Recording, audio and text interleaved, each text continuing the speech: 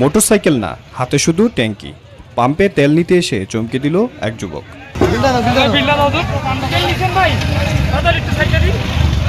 নীলফামারীর ডোমরা নীলফামারী সড়কে দেখা মিলেছে এমন ব্যতিক্রমী দৃশ্য।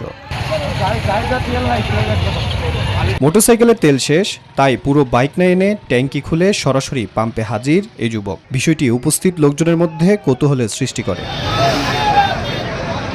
ট্যাঙ্কি খুলে তেল নিতে আসা যুবক লাবণ্য রায় জানান, তার মা প্রতিদিন মোটরসাইকেলে অফিসে যাতায়াত করেন। হঠাৎ তেল শেষ হয়ে যাওয়ায় বাধ্য হয়ে ট্যাঙ্কি খুলে এনে তেল নিতে হয়েছে।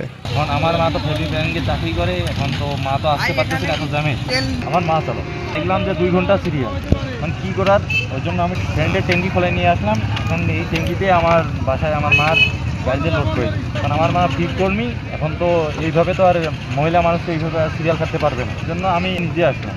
উপস্থিত কয়েকজন এই বিষয়টিকে বুদ্ধির কাজ, আবার কেউ বলছেন ঝুঁকিপূর্ণ ও নিয়ম বহির্ভূত।